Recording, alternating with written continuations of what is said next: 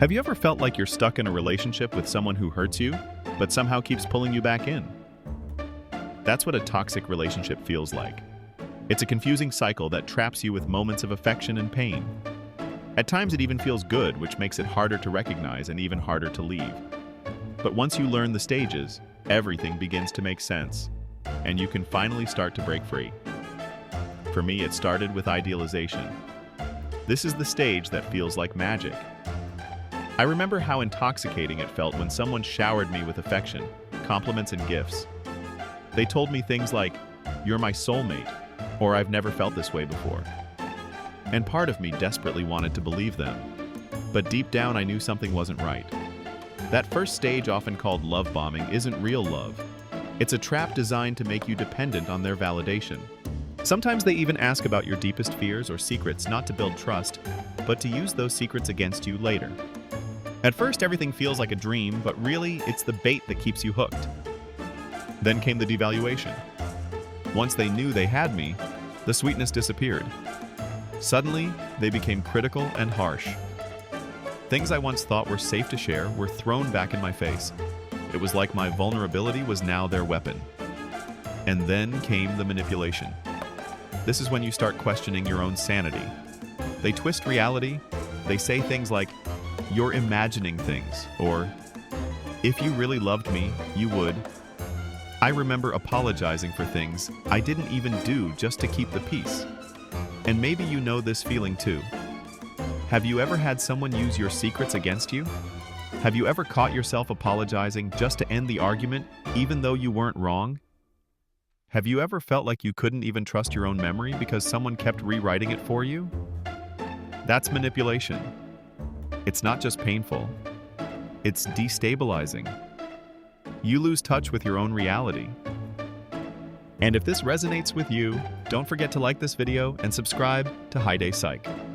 Here I share real stories and the psychology behind them, because sometimes one small insight is all it takes to help you see your situation differently and start to break free. By this stage, isolation begins to creep in. A toxic partner tries to cut you off from the people who care about you. They whisper things like, "Your friends don't care about you," or "I'm the only one who understands you." And slowly, your world gets smaller.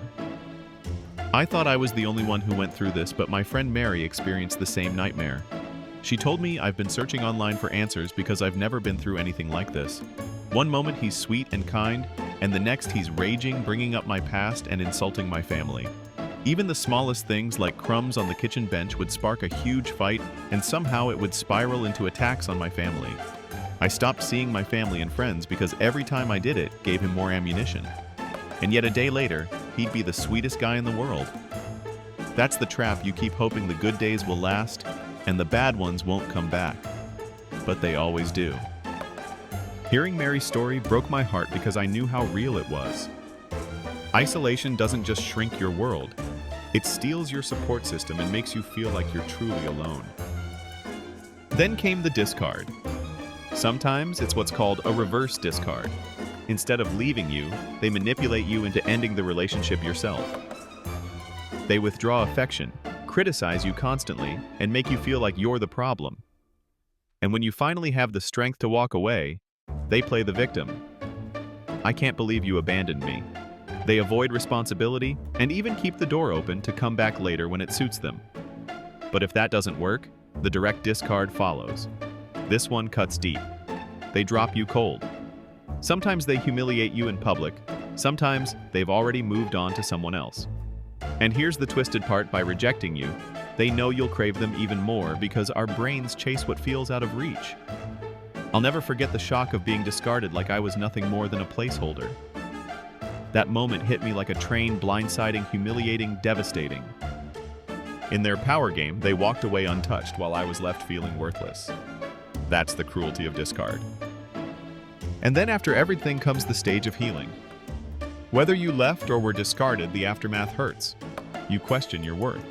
You wonder if you did something wrong. You replay every memory in your head. But healing is not only possible, it's essential. It begins with support, with reframing your experience, with realizing that you are not defined by a toxic relationship. Healing means practicing self-care. setting stronger boundaries, and rediscovering your value. And you don't have to take only my word for it. Someone from our community shared this. I just left a trauma bonding relationship with a so-called nice guy narcissist a few days ago, and the feeling of freedom is amazing. I was so drained my body was begging me to run away. It wasn't easy. Leaving requires courage to face the loneliness that comes after. Because love bombing makes you addicted. But once you're out, life gets so much better in every way. Choose yourself always. Choose self-respect over your feelings. Those words hit me so deeply because they're true. Healing doesn't erase the scars, but it gives you back your life. The freedom, the clarity, the peace, they're worth everything.